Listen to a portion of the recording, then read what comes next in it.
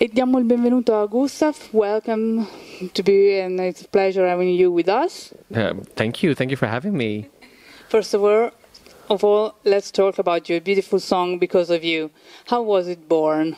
It was written with a fellow queer artist called Jawad Alul, and we wrote the song as an ode to celebrating yourself and self-acceptance by being happy for yourself, but also thanking the people around you who brought you to that place of self-acceptance. For me, that was really about chosen family. I think someone like me, a queer person, you find like-minded individuals who help you and who understand you, and you lift each other up.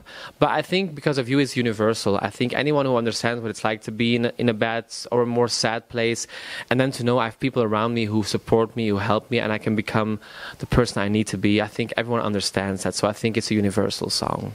In your opinion, what made Because of You the third time lucky song, since you already tried to be on this stage? Yes, I know. I was a backing vocalist for Verphonic and Senek, and I was never on the stage. But I have to say, in those moments, it was I knew the deal. I knew I was going to be a backing vocalist, and I wasn't going to be on stage. So it wasn't like, how do you say, I wasn't jealous or something, or I wasn't like envious. For me, it was more like I enjoyed it so much those two times, and I always loved Eurovision, but I would never really have the ambition to do it myself because I thought I couldn't do it. And then it really gave me self-confidence, same as I say in the song, and I really felt, I think I want to do this by myself. And then the national final came, and here we are. And what is this song different, in your opinion, between your other production that makes you finally on the stage? Well, the other songs, I wasn't part of the composition or production because it was other artists. I was just a backing vocalist. So now it's the thing is, yeah, I wrote the song myself, I produced the song myself, I sing it myself. It's really, it comes from my heart, and the good thing, because I'm a musician, I can be part of all the facets of the song making, and therefore it really is a representation of who I am, and I think that's very important. And we can see the authentic. Yes, exactly. Of all the things. Exactly. Yes. And also, you said you were backing vocals for big artists. You also worked with Pointer Sisters. Yes. What did you learn that you will treasure all your life from these experiences? Well, I was much younger. I was in my early 20s when I toured with Pointer Sisters, and I knew their songs, but I never really got into them before. And you know, they're three sisters, so their blend is incredible. They come from the same blood, and they were very professional. They were really good at harmonizing. So as a young artist, you pick up a lot of things very quickly, and you learn from the masters. They're masters at what they do. Yeah. So I got to learn a lot about blending, about singing together, and I still use to this day.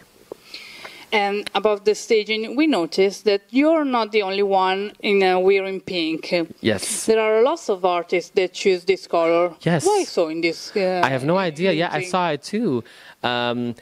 For me, it was really something that was chosen because our visuals are black and white with pink accents, and we really already knew from February we wanted to do this color scheme. So yeah, I was surprised there was so much pink, but you know, maybe it's the pink year, and that's fine. I think there's enough good music for us to be in pink and to showcase who we are.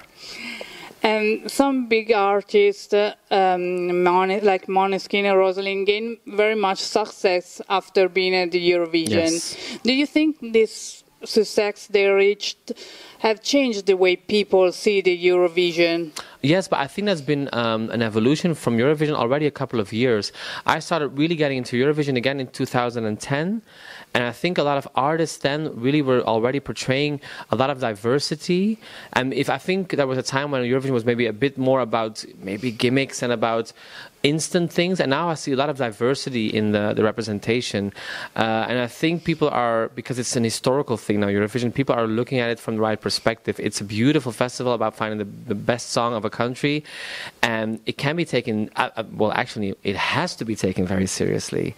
And I think a lot of artists go in here now with something very serious, not just like, oh, maybe it's a chance at something. People take the whole competition very seriously, and I think that's a great evolution for the festival. Yeah, and also Belgium has a long history with as you said, different ways, different genres. Yes. Why you think it's such a long time that you don't win the competition anymore? That's a good question. I think we came close a couple of times. We were second, I think, twice, and top 5 a couple of times. I think it's hard because this year again there are so many good songs, and there's always a couple of songs where you think they can all win actually. And it's always in the hands of the jury and the public voting.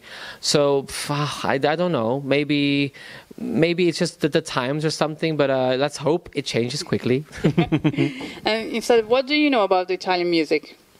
I know the typical things because in Belgium we, of course, I'm sorry, I'm going to say a lot of cliches. Sorry to all the Italian people, but of course we know Eros Ramazzotti, we know Laura Pausini, Marco, we know as well, Marco Mangini, because he came to Belgium a couple of weeks ago and I met him. And he's lovely. He gave me I'm Belgian, so I'm very polite. So I usually go to people with a hand, and he just gave me a big hug immediately. So yeah, and I think we have a lot of like it's Italian culture is everywhere, right? Like it's so we hear the music, we love the food. It's known that it's amazing. And we also know in Belgium it's very popular Adamo. Of course, I've got about Adamo. Of course, yes. Do you know some songs? Yeah, I know. Vous permettez, monsieur. Is a song I know. I know Dolce Paola about our queen. Yeah, this is it's a legend, of course. And instead, in your opinion, because Uberphonics were a long historic band, which is also very connected to Italy, why, in your opinion, not always being such a big name doesn't get you much fortune on the Eurovision? You mean because they didn't get so much points in the final? Yeah. I think I wish I could have a clear answer because there's not really a clear answer for that. But it kind of shows in a way that it's also really about a lot of elements, and there are a lot of artists who are really unknown and don't have a lot of following, and they end up very high, and the other way around it happens as well. I don't think there's really a clear vision for that, and I still think The Wrong Place was a great song, and it could have done better, honestly, I think. But that's the way it is, that's the competition of it. And instead, always in your opinion, how much important are the social media in spreading your music? It's super important. I think even now, compared to 5 years ago, it's a huge difference. And I think it's a great evolution because it makes for an artist to check things very quickly. Like if you do something and you check on Twitter, you can see what the responses are. And I think that can be a useful tool for an artist, honestly. The only thing I think is a bit of a shame is that sometimes people are very quick to make judgments. Like I think it's in a way a good thing that now they're choosing to make the first rehearsals not completely televised, not completely with a public, because it's a rehearsal. So you need to rehearse stuff. And there was a time when you literally felt the first rehearsal, it has to be right, or people will see it, and if they don't like it, you're done. So that's the disadvantage sometimes of social media. But that's the way it is, and I think a lot of artists now are getting more real, because people like it now. And social media makes an artist having to be real, having to make a real connection with the audience, and that's a very good thing. Instead, you spoke about your rehearsal. You had something to change between the various rehearsals you had. Yes, I think the first rehearsal, it went well, but I realized very quickly I have to change some camera positions. We have to change some of the staging. We have to change some of the outfits, some of the choreo. But I'm a perfectionist. So the first rehearsal, I was really thinking about this and don't forget that, don't forget this. And the second rehearsal, a lot of things fell into place, and I was performing again, the second rehearsal. So that made me feel very good about, okay, if I'm doing the second rehearsal, performing really, then we're going to get there for the semi-final. Yeah. Perfect. So we hope to welcome you in the finals. I think, so Italy, too. we're already yes, there. Yes, exactly. we're lacking that. It's fine. And so thank you very much for being with us. So can you leave us with a small piece of your song? Of course. And when the world got me going crazy, I carry on. And it's all because of you. Brilliant. Thank you very much, Gustaph. Pleasure. Thank you.